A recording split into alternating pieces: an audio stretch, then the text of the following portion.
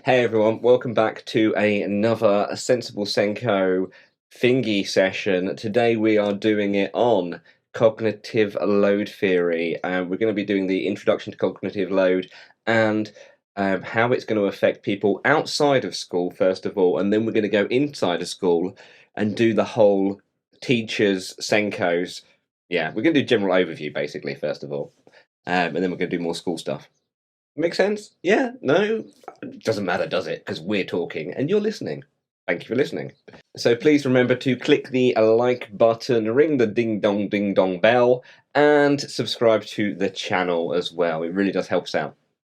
Yeah, so I'm going to correct you by saying we're not talking about cognitive load. We're actually going to talk about working memory and its impact, because cognitive load is actually mostly to do with working memory.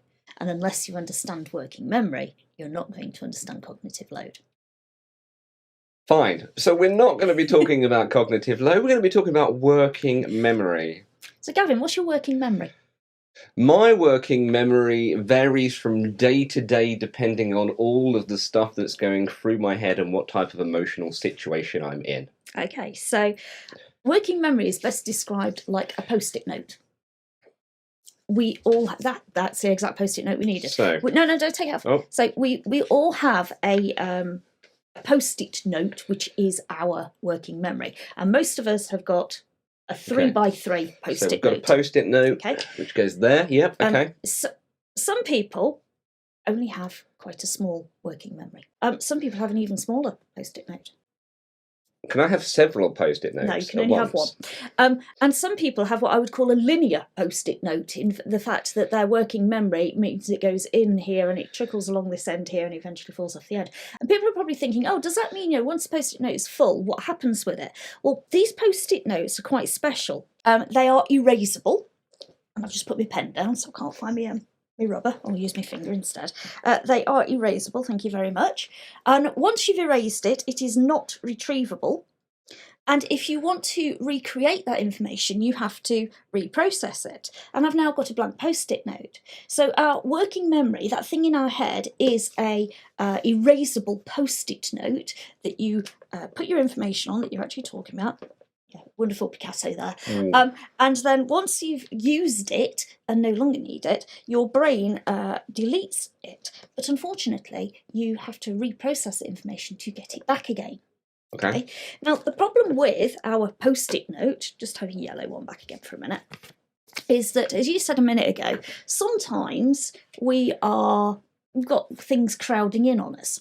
Mm-hmm. So we might be hungry, we might have had a bad morning, we might be thinking about dinner. It's all to do with food today. We might have lots of other things that are playing on us. So our post-it note has already got some scribbles on it. Oh. So our space for working on it is a little bit smaller. I also found another one which has got Halloween characters on it. So a child who's perhaps focused on an event that's coming up might be more thinking about these things here, and they're encroaching on their working memory space. Oh, just keep changing these round for me, do we? Yeah. And then, of course, we've got the child that is totally overwhelmed. Maybe we just shouted at them for some reason because they're being pain in the something. Pain in the backside. They're being a bit of a pain. And we've just said to them, oh, for goodness sake, just be kind to each other. And that's the only thing that's on their brain at the moment.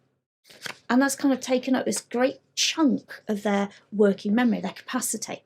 Of course, we've got some children who are really lucky because they've got a slightly bigger post-it note and it's blank. And they've got lots of space for working on. You like that one? I like that one, but that's a bit big for my head. This one's even better. It covers your nose. I can't have two at once. Do you know, I'm getting through my stationery addiction here. It's great. No, you're just covering me up from the camera all the time. That's a weird one. And we have got some children who have post-it notes that can best be described as a little bit transparent. So this particular one, if we tried to stick it over something, we actually see, and I am holding it over the top of it, that we can see all the fuzz that's going on behind it. Do you want the transparent one? Oh God, I can't see through it. I can't see through it, but I know through the camera that looking at the other screen, that you can see through it to me. Yeah. It's like a one-way glass. That's weird. It's very weird. So we've got this kind of problem, an innate problem to start with. Now, most of us know about working memory. Most of us know that we have to use certain teaching techniques to support with that. So if I was, and I'm going to use the words working memory to help us with this, I'm asking you to remember the word working memory. So if I did it like that, he's going to stick on his head again because he's weird. It takes up a good half of his post-it notes. There isn't very much space left for doing anything else with information. However, if we write it like that, it also says working memory in my joined up handwriting. It takes up, I know, they roll. Post-it notes. Post-it notes. There you go, so you can see those. Trade name. So sticky notes if you prefer. If we write it a bit smaller, if we can compact the information somehow, then we've got more working memory space. And if we could abbreviate it to WM, because we'd actually all know what WM is by now, because we've said it enough times, it's working memory, then we've got even more space left over. Okay. So lots of things we can do to support, not going to give you any more. Lots of things we can do to support working memory. So we chunk information. When we think about telephone numbers, we tend to chunk the information.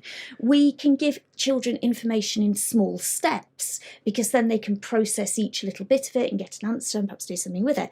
Encouraging to record those little answers as they go along. So if we're doing a maths calculation and we're working out, I don't know, 20% of 350, we might get them to work out the 10% and write that down and then double it and write that down, rather than taking the space up on our post-it note in our heads, our working memory.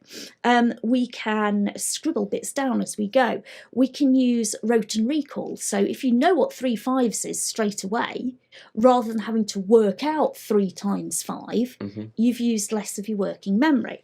And of course that comes from repetition. So doing something over and over and over. Okay, now, that, of course, there's that mantra that goes with it. Practice makes perfect, but actually practice makes permanent. So if you do something over and over and over, even if it's the wrong thing, you learn that that's the way to do it, which is why it's really hard to unlearn something you've learned wrong, like sticking a 0 on the end of something when you want to multiply it by 10. Or Maltesers making up to the size of the moon. Yes, Abigail.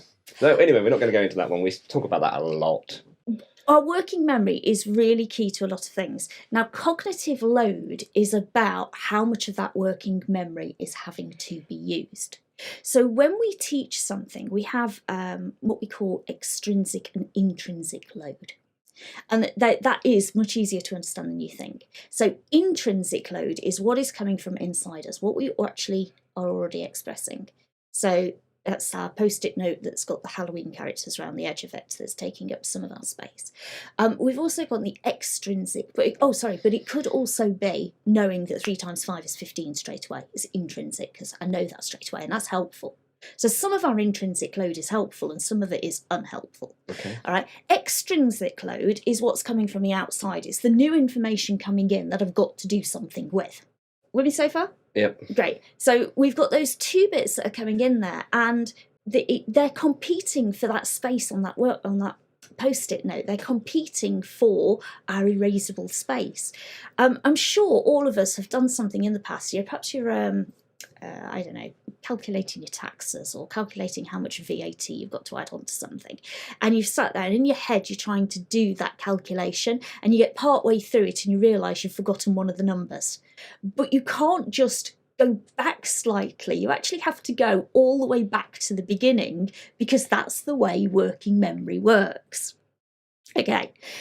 Now, cognitive load, we can reduce it for our students. We can make it easier for them. So one of the things I said to Gavin before we came downstairs to film this video is, what are we doing today?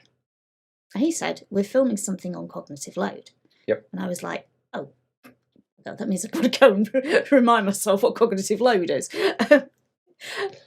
That's one way to reduce a child's cognitive load, though. or an adult's cognitive load, to be fair, knowing what's coming next, preparing them for what we're about to do. So if they know at the end of one lesson what's coming the next lesson, they feel a little bit prepared for it. If you're telling them at the start of the lesson, these are the skills we're going to use today, that's our retrieval practice, if you're a Rosenshine fan, then you're actually preparing them for what's about to come next. And therefore, they've got some of perhaps of those key facts to hand. So let's say I've gone into a lesson, I'm going to be doing something with taxes. I might as well use taxes today. I'm going to be calculating 20% of things.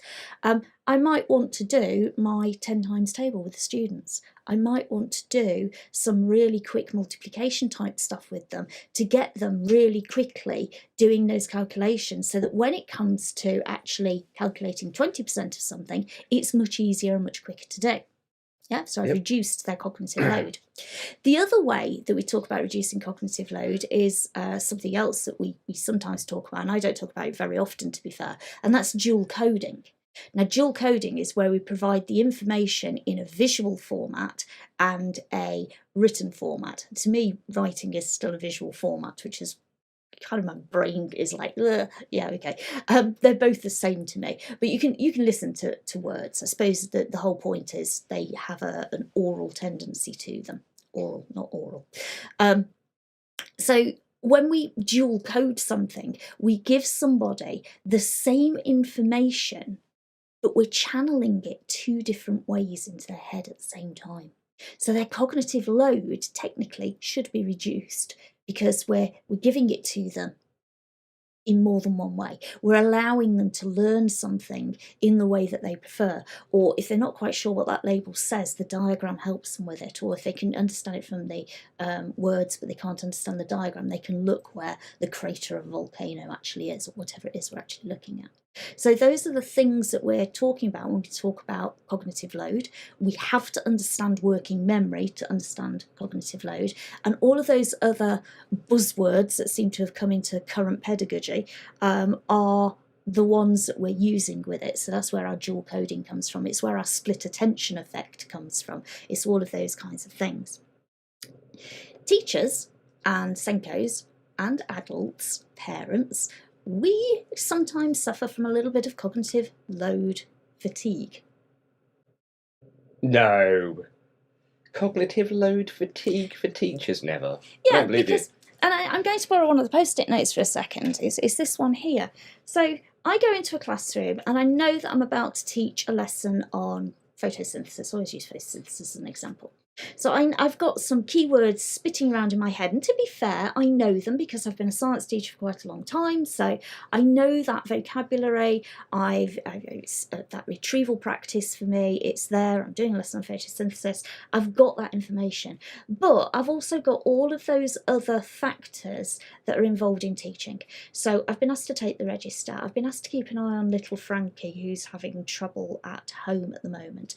I've got a safeguarding issue that I'm aware of, and I need to keep an eye on that kid over there just to see if there's any signs. I've been sent an email by SLT this morning reminding me they're coming to do an observation this afternoon, and goodness me, my working memory, my ability to process information and do something with it is suddenly starting to get encroached on. There's too much going on, there's too much fuzz around the outside edges. And we know that as teachers, we are constantly thinking on our feet. You know, current buzzword, adaptive teaching. The whole idea behind that is you adapt, you change things as you go.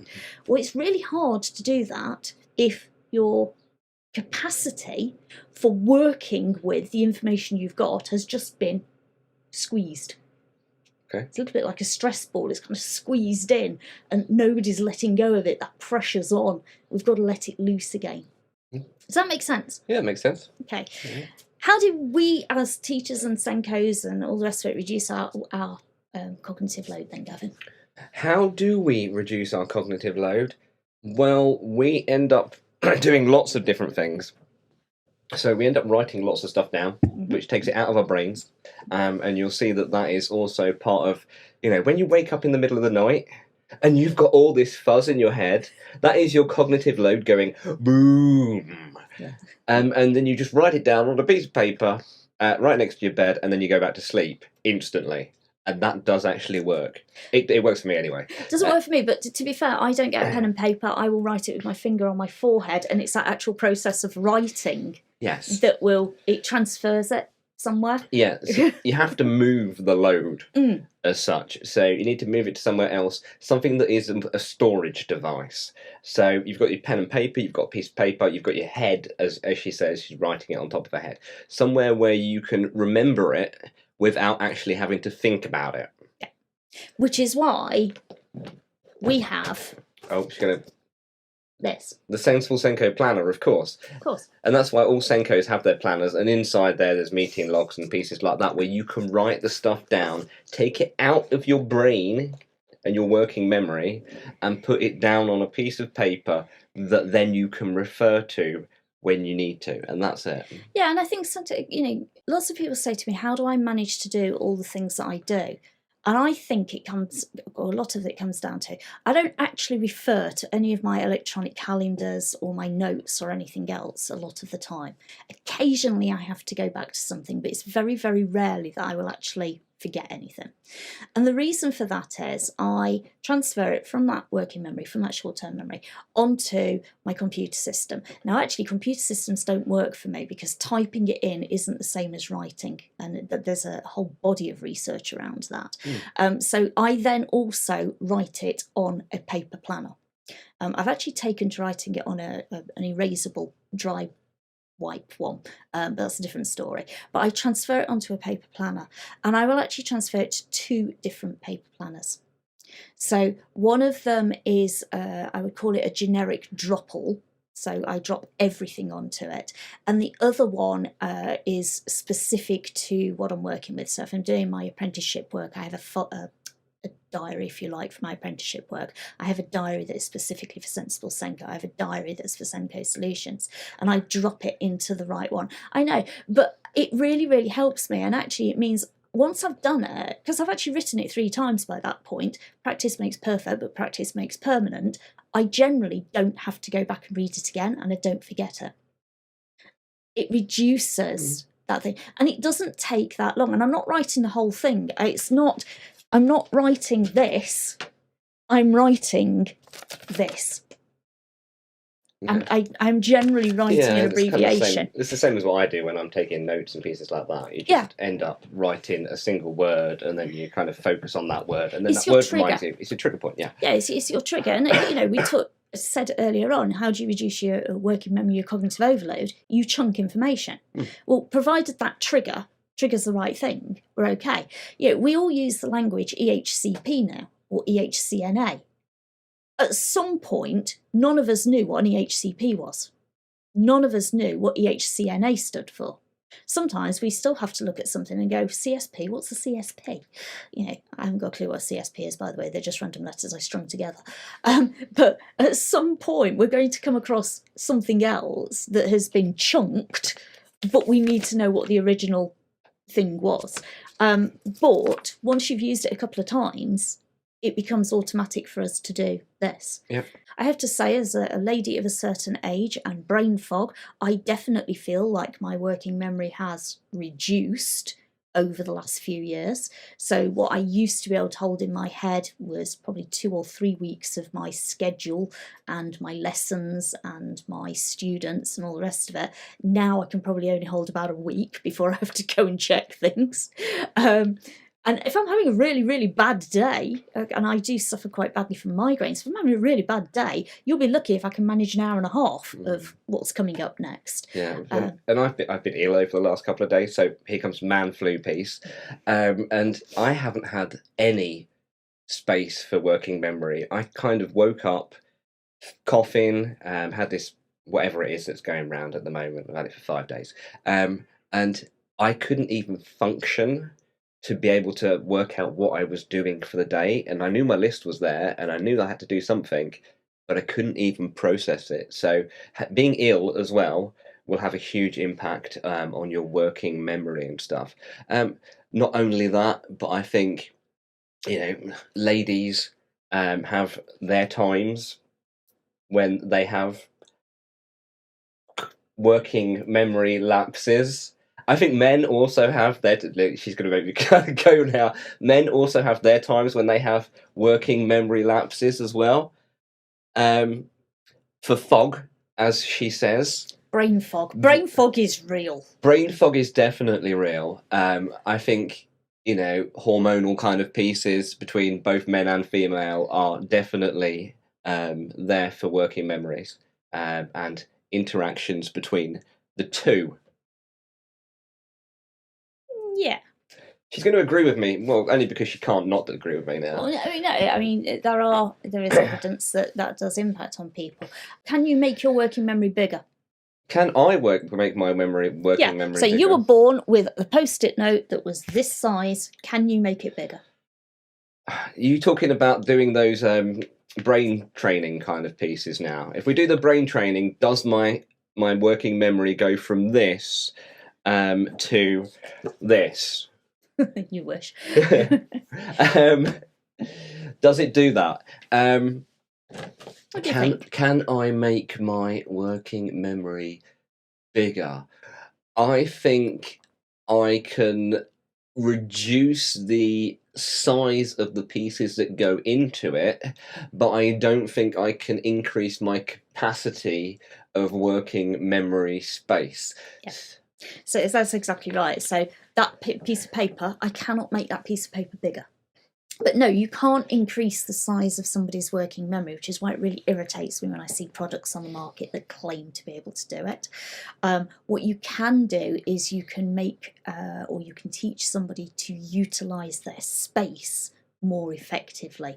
And let's face it, if you were the person that was born with the smaller, I've told it up there because you can't see it against my white top. If you were the person that was born with a smaller working memory, you need as much help as possible to be able to squash the information onto here. Oh, well, I'm glad that my working memory is like this then.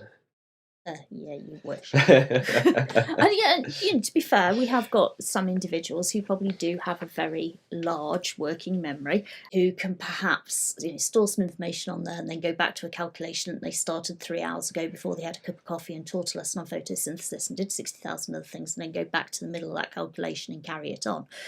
Majority of us are not like that, though.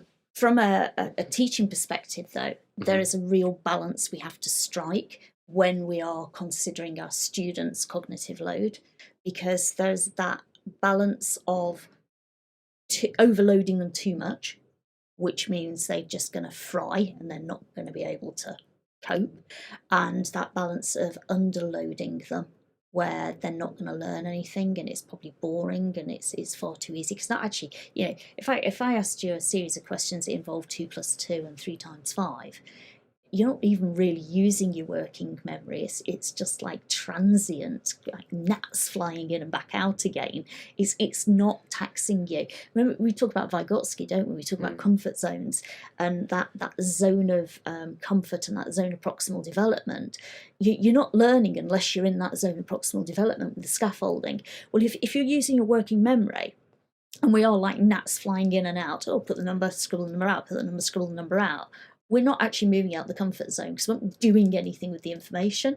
So it's an underload of the cognitive load, which can be just as damaging to a lesson as overload of cognitive load. Yeah, because people will just switch off. You just know this, know that, know that. So it sounds quite cruel in a way, but you kind of have to push children out of the comfort zone. You have to push adults out of the comfort zone, but you also have to force them into a slightly uncomfortable situation for them to learn. You have to pitch everything at the right level. It's as simple as that. But that's difficult when you've got a class of 30 kids, and some of them have got a post-it note that's this size, and some of them got a post-it note that's this size, and some of them are really lucky and have got your extra large post-it note. That's quite difficult to manage, the idea of not overloading this student whilst not underloading this student. So the student with this working memory probably doesn't need the times tables grid. Whereas your student with this working memory would benefit from having their times tables grid in front of them, so they haven't got to do that calculation. They can just look it up and use the number rather than having to calculate it. So I think that covers it for our cognitive load / working memory piece that we wanted to do this week. Catch us next week when we'll be talking about Something? Sensible 24. Because, of course, we've got Sensible 24 on Friday this week, and we're looking forward to seeing loads of you there, of course. It's going to be a great day. I still haven't wrote my speech for the opening. My working memory is probably going to be full of that during the entire session. There you go. Oh, and just a reminder, we will have the Sensible SENCO Planner Draft version. Yeah, you can tell it's a draft version because we forgot to put the back cover on it. So there's also another rather large error inside it. There are a few errors that we need to kind of correct. So yeah, it's a mock version. We'll have that at the conference as well. We'll be asking SENCOs for their input and any changes that they want to make to it before we order our limited stock. There are some changes we cannot make, so no, we cannot put tabs into it. It is just not cost feasible to do that on this year's version, and there are a couple of others, but there is a sheet that goes with it, so those of you coming to the conference will be able to look at the sheet and go, oh, I really wanted that. Oh, that's why you can't do that. Yeah. There's a balance to everything. Yep, and we may even give you some of your own little working memory post-it notes to put inside the planner and say what you'd like to do. I think that would work quite nicely. You underestimate me, dear. I've already prepared a sheet. I know you. I underestimate you most of the time, and I regret it lots of the time. So apart from that, we hope you enjoy Sensible 24 if you're coming along. We look forward to meeting you there in a couple of days' time. And if you're not coming, if you're not coming, no. So until next time, goodbye. Bye-bye.